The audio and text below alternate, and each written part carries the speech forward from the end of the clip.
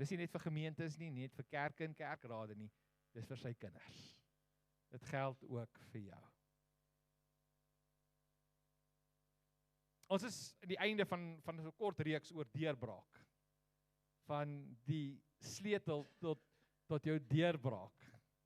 Ek sien ek het dit in einde 2022, ek het gedink dit was laas jaar, het ons ook so 'n reeks gehad.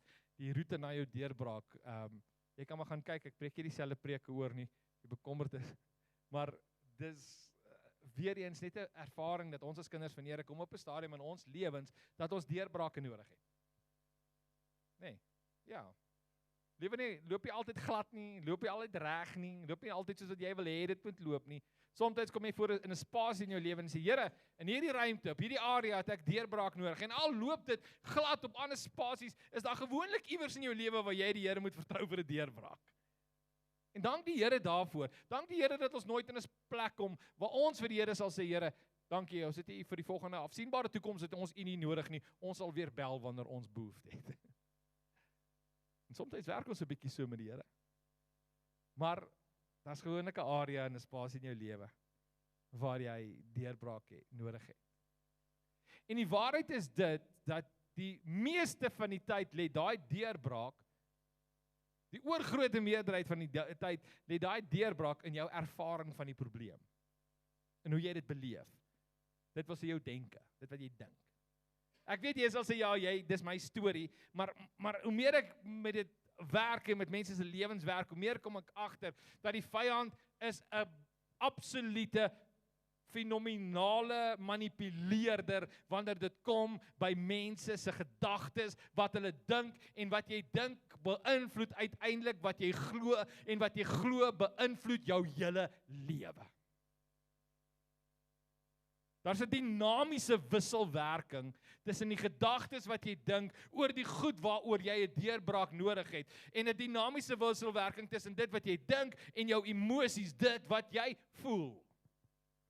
En as jou gedagtes geoorheers word en as jou gedagtes gemanipuleer word en as jou gedagtes jou oor jou vloei en jy so in 'n spasie ingebring word dat dit vir jou voel dat daar net op hierdie stadium geen moontlikhede is nie, dan begin dit jou emosies negatief beïnvloed. Dan is jy meer ongeduldig, jy's meer frustreerd, jy voel soms steeds hartseer en gebroke, dit hang af wat die gedagtes is, jy word baie keer kwaad, en die mense om jou sal vir jou vertel hoe jou gedagtes jou emosies beïnvloed, as jy nie self agterkom nie.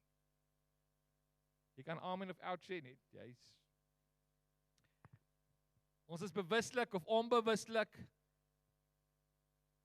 die bewuslike dinge, die goed waaraan jy dink, en ook die onbewuslike denke, daai goed dat jy soms droom, en daai goed dat jou wakker maak in die aand. Wanneer ons hierdie emosies geaktiveer is, dan beïnvloed dit weer ons denke. Want die gedagtes maak, kom ons gebruik nou maar dit wat vanoggend dalk 'n bietjie meer gaan fokus, vrees. Wanneer ons gedagtes ons hier kom moeilikheid, dan begin jy vrees ervaar. En wanneer jy daai vrees begin geaktiveer word as 'n emosie, dan begin jou gedagtes weer, dan stuur dit weer 'n gevoel of 'n impuls na jou gedagtes toe, en jou gedagtes begin vir jou sê, red hulle, die is moeilikheid. En dan begin hierdie twee goeters, dis soos 'n wisselwerking, 'n veldbrand. Die een steek die ander een aan, en hulle stook mekaar op. Dis maar hoe mense ook doen, dis maar hoe mense ook werk. Iemand stuur 'n boodskapie op Facebook wat negatief is oor een of ander onderwerp. En dan stuur iemand anders 'n antwoord op daai boodskapie. En dan skielik is dit asof 'n veld, en dan steek die mense mekaar so op. En dan sit naderhand, en dan sê jy, nou hoe het ons, ek is op 'n kampgroepie, hoe het ons by die politieke probleme van die dag uitgekom? My denke bepaal my emosies, en my emosies bepaal my denke. En die vyand manipuleer, hy begin ons denke manipuleer, en daardeur steek hy sy vingers in ons emosies is. En wanneer ons emosies begin glo, en wanneer ons emosies begin vertrou, dan begin ons eie gedagtes dink oor ons hierdie emosies, hoe ons hierdie situasies, hierdie probleme moet bestuur, hoe ek deurbrake kan kry, hoe ek oorwinning kan kry, en dan sien ek nie uitkoms nie, en as ek nie uitkoms sien nie, dan begin daai emosies groei, en daai emosies begin my lam lê, en dan begin ek nog steeds meer en meer oor dit dink, en dan kom ek agter, ek sukkel om in die slaap te raak, en as ek in die oggend weet dit, as ek in die oggend 2 uur wakker word, want ek word nie weer in die slaap nie, dan begin my gedagtes weer hardloop. 2 Korintiërs kom ons begin eers daar. By die eerste gedeelte. Daar is, ek kan nie onthou of ek eers as jy hom weer druk gaan self, ekskuus, ek het hom so, moes julle seker voor die tyd gewaarsku het. Daar's 5 primêre negatiewe emosies. So al emosies is nie negatief nie. Natuurlik nie, né? Dis ook lekker, goeie emosies. Dis vreugde en blydskap. Die Bybel praat van dit. Die Bybel sê inteendeel, hy sê vir ons wees in alle omstandighede dankbaar. Dankbaarheid is 'n baie positiewe emosie. Hy sê vind jou vreugde in die Here. Verbly jou altyd in die Here. Dis emosies wat die Here wil hê, moet konstant deur jou lewe vloei, want positiewe emosie het 'n positiewe uitwerking. Negatiewe emosies het negatiewe uitwerking. O God, sy is bietjie, okay, daar's hy. 5 primêre negatiewe emosies. Ons gaan nie vanoggend te veel oor dit praat nie. As jy ooit by my in die kantoor was, sal jy al hierdie storieetjie gehoor het. Daar's 5 primêre negatiewe emosies. Uit hierdie 5 primêre negatiewe emosies vloei al die ander negatiewe emosies. Al die goed wat jou, as ons praat van woede, sê ons, hoekom word mense kwaad? Want hulle voel gewoonlik magteloos. Hoekom ervaar mense angs? Want hulle voel gewoonlik, hulle ervaar vrees. Hoekom hou mense nie van hulle self nie? Want daar's gewoonlik skuldgevoel, guilt and shame. Hoekom sukkel mense met haat? Want daar's verwyte, resentment. Hoekom voel mense asof hulle alles verloor in die lewe? Want daar's 'n verlies, hulle het iets verloor. Partykeer iemand verloor, partykeer 'n droom verloor, partykeer hoop verloor, maar hulle het iets verloor. En daai verlies aan iets kosbaar beteken dat dit negatief vir my, dit veroorsaak eensaamheid. Dit veroorsaak 'n gevoel van verwerping. So jy kan al die negatiewe emosies wat jy kan voel aan een van hierdie 5 primêre negatiewe emosies koppel. En dan kom ons by 'n skrifversie uit. 2 Korintiërs 5, die laaste gedeelte van vers 9, 9b en vers 10. Ek hoop jy kan dit mooi sien. Hy sê, daarmee vernietig ons. Hy praat van die wapens wat die Here vir ons gee. Hy sê, dis nie vleeslike wapens nie, dis geestelike wapens. Wat doen ons met daai geestelike wapens? Die eerste deel van vers 9. Hy sê dan, daarmee vernietig ons die denominasies en elke hooghartige aanval wat teen die kennis van God gerig word. So wat hy eintlik daar sê is, alles wat jou bang maak, alles wat vir jou sê God gaan nie opdaag nie, alles wat vir jou sê God gaan nie vir jou deurkom nie, al daai goed word vernietig in ons lewens. Ons neem elke gedagte, denke gevange om dit aan Christus gehoorsaam te maak. Wat hy eintlik sê is, wat jy voel is nie die waarheid nie. Die waarheid het 'n naam. Sy naam is Jesus. Wat jy sien, is nie altyd die waarheid nie. Die waarheid het 'n naam. Sy naam is Jesus.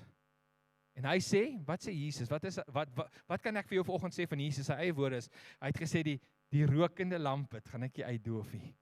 Geknakte riet sal ek nie breek nie. Ek het gekom om vrymaking aan te kondig vir hulle wat in gevangenis is. Genesing vir hulle wat siek is. Herstel vir hulle wat gebroken is. Dit is die waarheid. Daarmee, met hierdie waarheid, ons neem elke gedagte gevange. Ons het nie vanoggend genoeg tyd, dat ons oor elkeen van daai 5 negatiewe emosies in detail kan gesels nie. Maar die Heilige Gees die boodskap op my hart gelaat, het ek eintlik begin met die gedagte van soveel mense leef, van ons lewe, soveel kinders van die Here leef met vrees.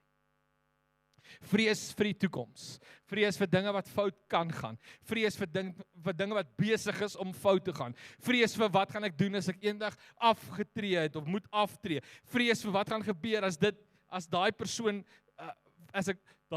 verloor. Wat se vrees ook al in jou lewe is, die vraag in jou af, is jy vanoggend vir jouself moet eerlik hierdie vraag antwoord is, wat vrees jy?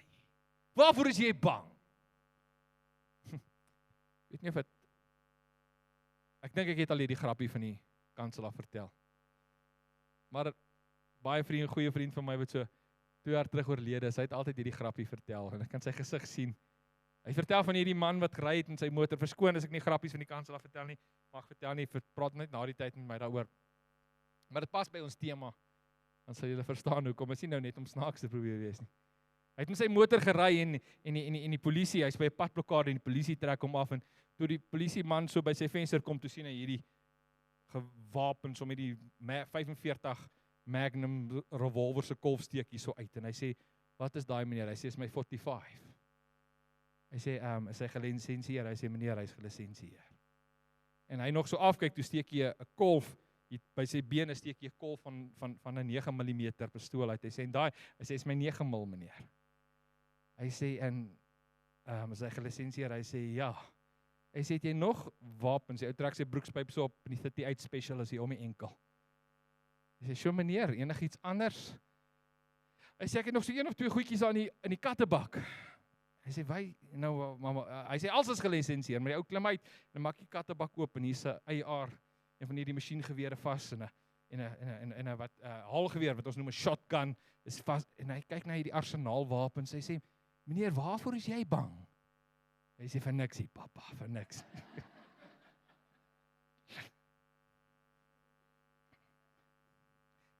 Ek weet nie waarvoor is jy bang nie. Maar ek wil vir jou sê, daar's 'n arsenaal tot jou beskikking. Van God se teenwoordigheid. Van God se heerlikheid, van God se krag. Wat vrees jy? Kom ons is eerlik met mekaar. Dit is lekker maklik om te sê, nee, ek is vir niks bang nie, maar daar's dinge wat jou in die aand bietjie bekommerd maak, of deur die dag, of dalk by jou werk, of dalk in jou verhoudings, of jy sien dinge raak, en jy beleef dalk jy bekommerd oor jou kinders, en dis 'n moeilike ding, want jy kan nie dit beheer nie, jy kan hulle nie meer beheer as hulle begin ouer raak, en allerlei ander planne het, en later in die aande wil inkom, en ek kyk nou nie glad nie na my kind, dogter agter sit nie, jy kan nader aan jou beheer. Ek sê baie keer vir ouers, dit raak al hoe moeiliker, want die verantwoordelikheid wat ons het skuif. In die begin is jy 100% verantwoordelik vir jou kinders, nê? Toe hulle gebore was. Toe moes jy ek en ma hulle aantrek, en ons kon nie hulle net los en sê sorg vir julle self nie. Maar toe hulle so by 7 jaar kom, toe begin daar skuif plaasvind van verantwoordelikheid vir iemand wees na verantwoordelikheid teenoor hulle. Toe is ek nog so 80% verantwoordelik vir hulle, maar nie meer 100% nie. En toe gaan hulle laerskool toe, hulle moet nou hulle eie huiswerk begin doen, hulle eie, en al hoe meer begin die verantwoordelikheid skuif, tot jou kinders skielik op die universiteit is, en jy is net verantwoordelik vir die geld. En jy is nie meer verantwoordelik vir hoe laat hulle inkom, vir wat hulle doen, vir hoe hulle optree nie, want jy het jou kans gehad. En die verantwoordelikheidbalans het geskuif. En dis die moeilikste tyd. Toe jy 100% verantwoordelik vir hulle was, maar nou het jy net 'n verantwoordelikheid teenoor hulle. Dis moeilik. En soms bring dit vrees in jou hart. Wat vrees jy? Wat is die dinge waaroor jy vanoggend soveel innerlike spanning beleef? As ek jou sou moet vra, wat laat jou onveilig voel vanoggend? Wat is daai ding wat jy voel, jy kan dit nie langer hanteer nie, dit maak jou angstig, maak jou onseker, en dit vul jou hart met bekommernis, en dit begin naderhand uitvloei in 'n gevoel van angstigheid, en dit bring frustrasie, en jy voel die heeltyd gespanne, soos 'n gespanne veer, as jy net daaraan dink. Jy sien, ons almal twyfel van tyd tot tyd, ons almal word gekonfronteer. In ons verhoudings en situasies, gebeur omstandighede, wat voel asof hierdie ding nou jou lewe oorneem. En soms is jy in 'n beter spasie, wat hierdie gevoel van emosionele spanning en innerlike konflik, wat laat dit in jou hart groei? Wat is dit wat jou onveilig laat voel in jou naby verhoudings, in jou leweomstandighede? Ongelukkig verdwyn die dinge wat ons bang en onseker laat voel, die meeste van die tyd nie net in 'n oogwinkie. Dus die vraag is nou, wat doen ons daarmee? Want iewers, as jy nou daai vrou kyk, iewers moet ons dit wat ons bang laat voel, wat vrees in ons harte skep, iewers moet ons dit konfronteer. Ons moet besluit wat ons daarmee gaan doen, want anders bly dit net onderliggend daar die hele tyd. As jy dit ignoreer, dan is dit soos 'n kanker waarvan jy weet, maar niks aan behandeling, dit hou aan groei, maar jy ignoreer dit. Dis soos om 'n volstruis wat sy kop in die grond steek. Dit help nie, ignoreer dit nie, want dit wat jy ignoreer sal nooit weggaan, dit sal altyd groei. Elke keer dat jy jou kop in die grond uithaal, het die dinge net erger gelyk. Word dit net meer en meer kommerwekkend. Die enigste opsie is om vanoggend te sê, eerlik vir jouself te sê, wat vrees ek? Kom ons kyk dit in die oë. Kom ons vra en ons kry antwoorde, want dis die sleutel tot jou deurbraak, is wanneer die Here oorwinning in jou gedagtes begin plant in die plek van vrees. Volgende skrifgedeelte, Jesaja, ek dink die laaste skyfie as ek reg is. Jesaja 41 vers 10. Hy sê, moet nie bang wees nie, ek is by jou. Ons almal ken hierdie versie. Meeste van ons Haal of Psalm 91 of Jesaja 41. Ons ken ons, as jy nie weet, miskien weet jy nie waar dit staan nie, maar jy het al hierdie versie gehoor. Moenie bang wees nie, ek is by jou. Moenie bekommerd wees nie, ek is jou God. Ek versterk jou, ek help jou, ek hou jou vas. En as ek sien vashou, het ek daar in hakies, dit staan nie in jou Bybel vertroos nie, en dis my insetsel. Hy vashou, ek vertroos jou. Met my hand red ek jou. Kom ons kyk gou net daai versie. Moenie bekommerd wees nie. Dis Jesus se aanhaling in Matteus 6 ook, nê. Hy sê, wat help het julle bekommer julle? Hy sê, moenie bekommerd wees nie, maar hier is die rede, want ek is jou God.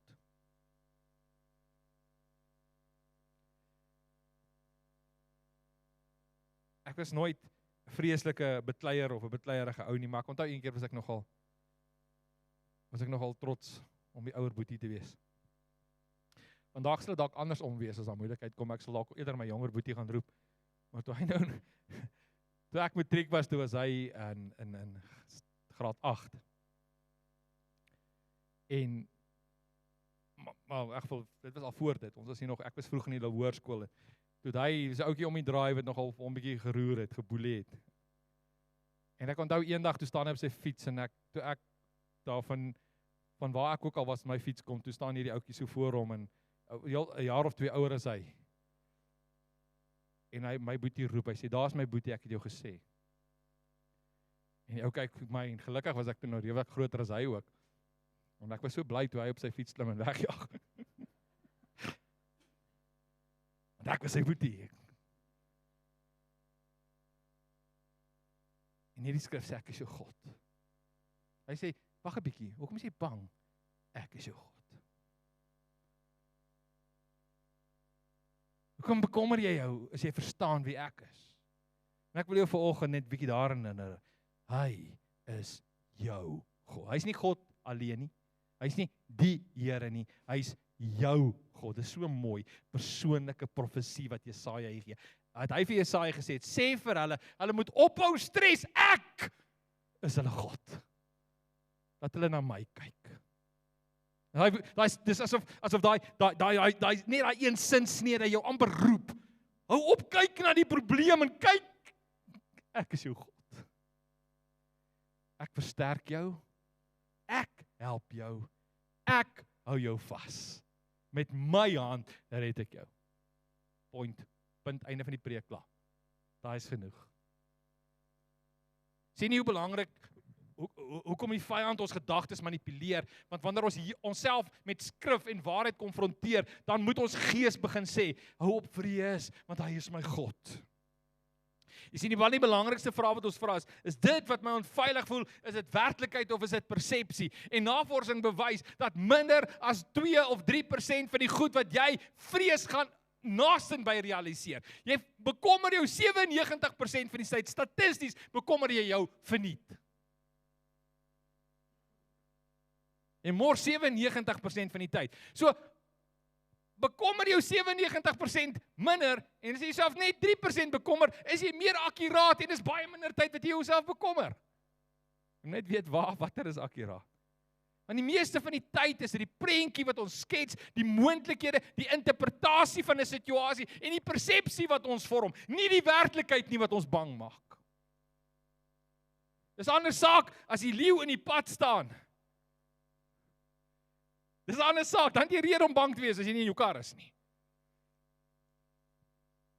Maar ek was 'n rukkie terug saam met 'n familielid, ek gaan nie sê die persoon, sy naam noem nie. Ons het in Botswana vakansie gaan, nou weet almal wat dit luister, weet, 'n familie van my is wie dit is. En daar was 'n bekommernis en 'n vrees oor die omgewing, en ek het 'n vriend, wie se vrou bang is, as hy weet, daar is in 'n spasie van 'n vierkante 100 kilometer die moontlikheid van 'n leeu of 'n luiperd. Dan sal sy weier om in 'n tent te slaap. Maar dis heininge om en geen nie om dis 'n leeu in hierdie wêreld. Sien, die persepsie is baie keer meer gevaarlik as die werklikheid.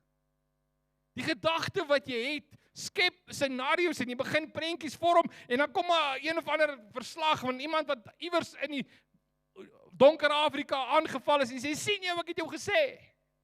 En dan begin jy prentjies vorm. As ek besig om negatiewe en slegte moontlike scenario's in my kop uit te speel, om my eie antwoorde te gee op die vrae wat ek vra, en ek is eintlik glad nie eens besig met die werklikheid. Veral in verhoudings is dit gevaarlik. Soms so terloops. Wanneer ek die vrae in my kop vra, en sommer dan dieselfde antwoorde gee, dan is die ander party nogal in die moeilikheid. Net so terloops.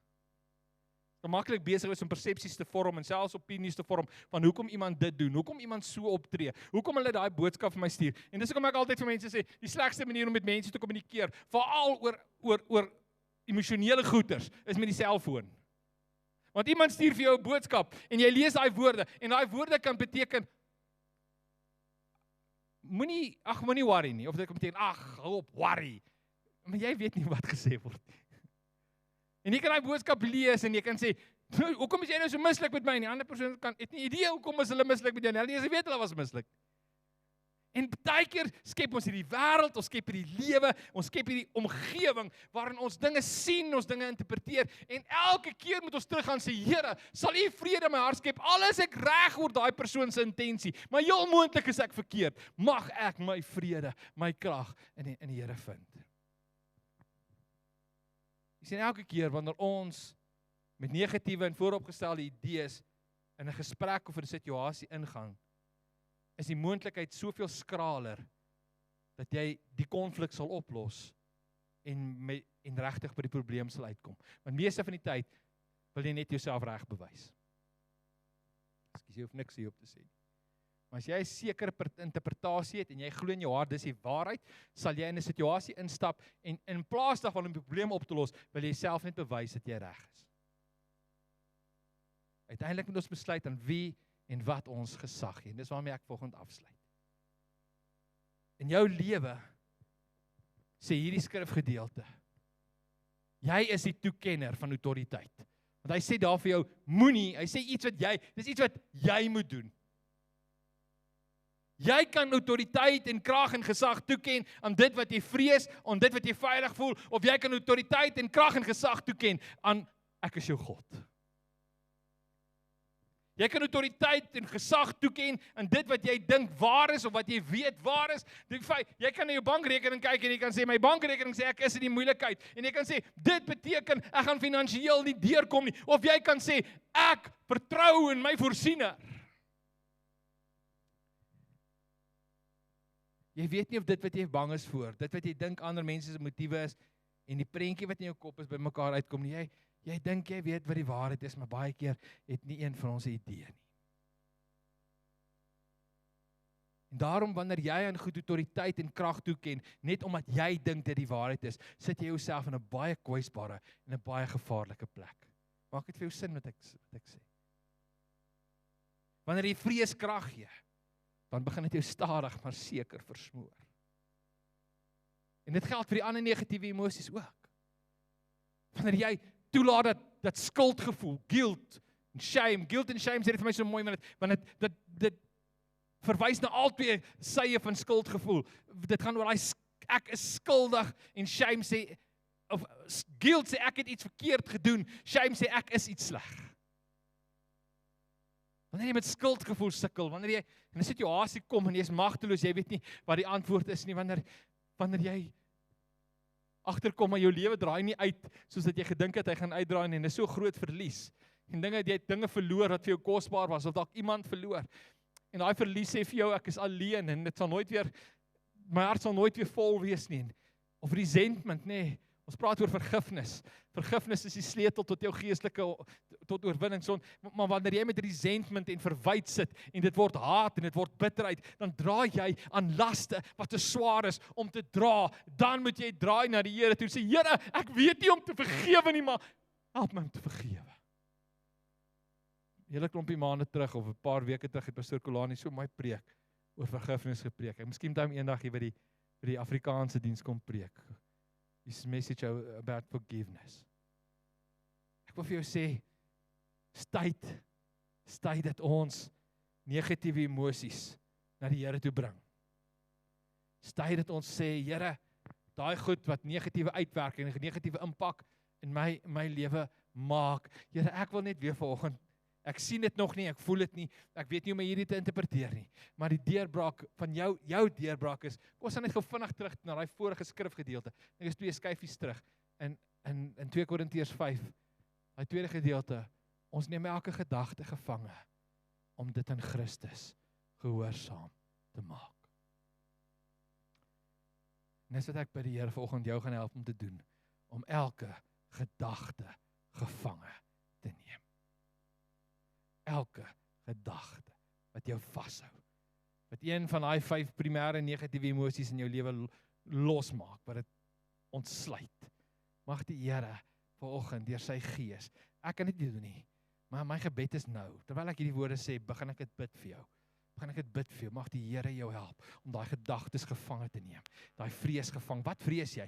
Neem dit nou gevange in Jesus naam. Jy sê dalk maar jy kan nie, jy's reg, jy kan nie, maar hy is jou God. Hy is die een wat wonders doen.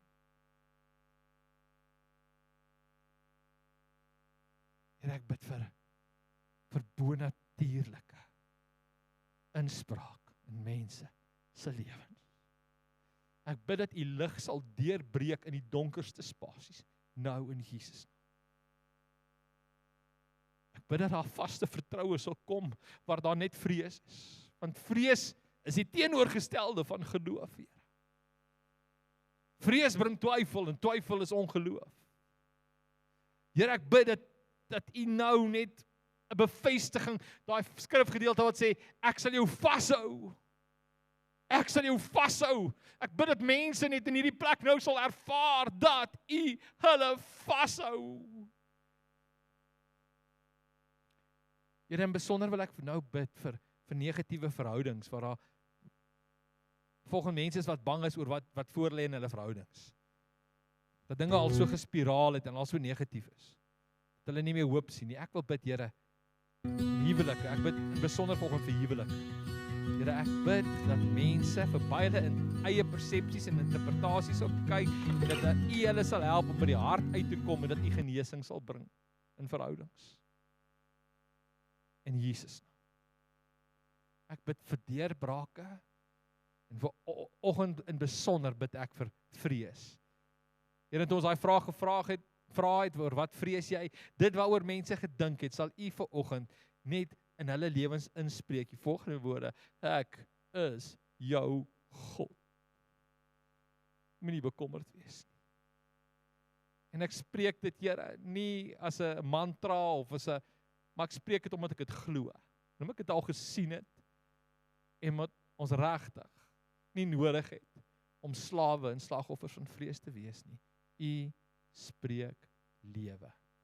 Amen.